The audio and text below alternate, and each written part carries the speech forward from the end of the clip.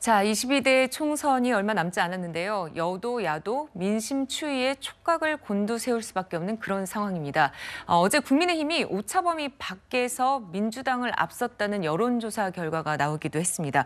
이현정 의원님, 국민의힘의 지지율이 이제 바닥을 찍고 반등으로 돌아가는 게 아니냐 이런 관측도 나오더라고요. 그렇죠. 지난번 이제 아마 최악의 한 주였던 것 같습니다. 예. 그만큼 국민의힘이 꽤 어려웠던 국면이 있었죠.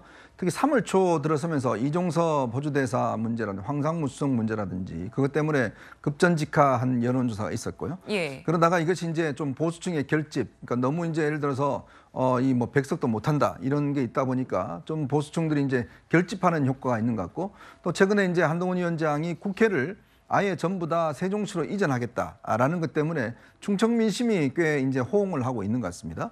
그래서 전반적으로 보면 이제 이렇게 지지율 올라가는데, 이제 문제는 일단 좀 착시 현상이 좀 있는 것 같아요. 네. 그 착시 현상은 뭐냐면, 일단 민주당은 민주당으로만 봐서는 안 된다. 왜냐하면 조국혁신당과 함께 봐야 된다라는 거거든요. 예. 그 둘을 합쳐서 봐야 된다는 거죠. 그래 볼 때는 저는 지난 대선 구도가 크게 바뀌지는 않았다고 봅니다. 거의 지금 대선 구도로 지금 선거는 진행되고 있는 것이고, 문제는 이게 총선이기 때문에 각 지역구별로 다 따로 봐야 돼요. 왜냐하면 전국 평균은 전국에 있는 그 지지율을 다 평균한 거기 때문에 네. 이게 의미가 없어요. 어떤 지역에서 정말 한 표라도 더 많으면 그냥 당선되는 거거든요. 그래서 이것 때문에 국민의힘이 지금 뭔가 일단 반등을 시작했지만 아직까지 이게 확실한 차이를 주기 위해서는 각 지역에서 일단 이런 지지율의 어떤 반등 현상이 나타나야 되는데, 문제는 이제 지금 조국혁신당과 민주당이 합한 수치로 일단 볼 때는 아직까지도 좀 미흡하다. 자, 그렇다면 이제 관건은 이제 내주에 진행될 수 있는 여러 가지 어떤 이 금요일부터 사전투표가 진행되지 않습니까? 네. 그렇다면 그때의 어떤 이 변수가 뭐가 작동할 것인지, 저는 아마 일단 의대 증원 문제라든지 또 윤 대통령의 어떤 이 언행 행동 문제라든지 뭐 이런 것들이 선거 막판에 이제 보수층을 결집할 수 있는 그런 가능성, 또 하나는 중도층이 이제 결심할 때가 됐습니다. 그렇다면 네. 중도층이 어떤 부분을 보고 이제 결심할까? 지금 우리가 쭉 앞에 이야기해왔지만 민주당 후보들의 여러 가지 어떤 문제점들, 조국혁신당 기호1번의 지금 박은정 후보의 문제점들, 뭐 이런 것들이 지금 등장했지 않습니까?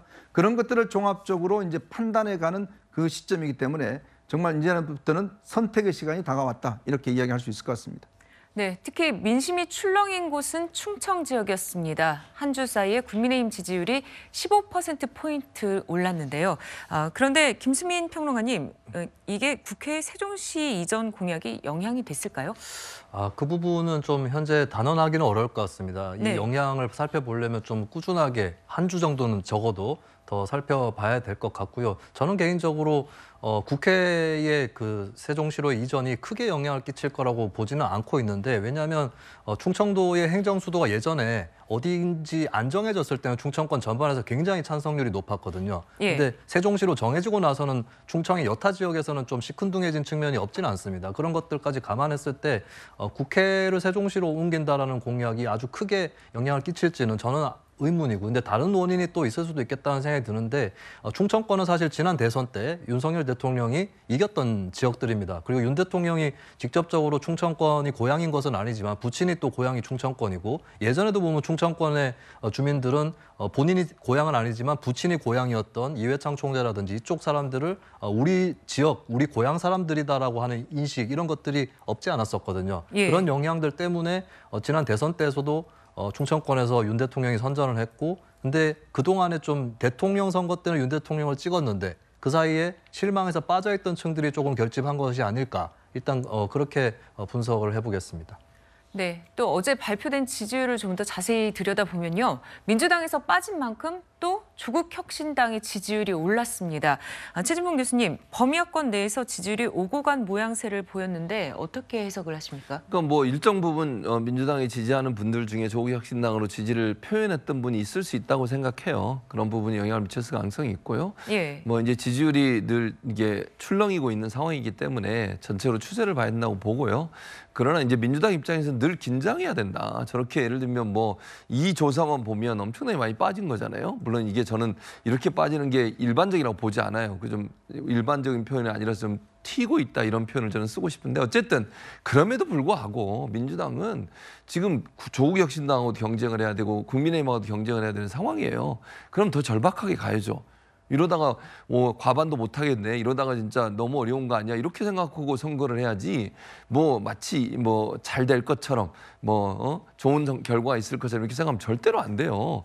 지역에 있는 분들은 지역에 뛰는 모든 후보들은 자기가 지고 있다는 생각으로 해야 된다는 걸 뭐 제가 늘 말씀을 드립니다만 그래야 된다. 민주당은 위기다. 지금 상황에서 이런 정도로 가다가 나중에 진짜 확 떨어져 가지고 국민의힘보다 더 덜 나올 수도 있잖아요. 이런 상황이면. 그러니까 더 절실하게 해야 돼요. 지고 있으니까 더 열심히 뛰어야 되고 한 명이라도 더 만나야 되고 그렇게 해서 지지율을 끌어올리려는 노력을 해야지 느슨해지는 순간 절대로 이길 수 없습니다. 네.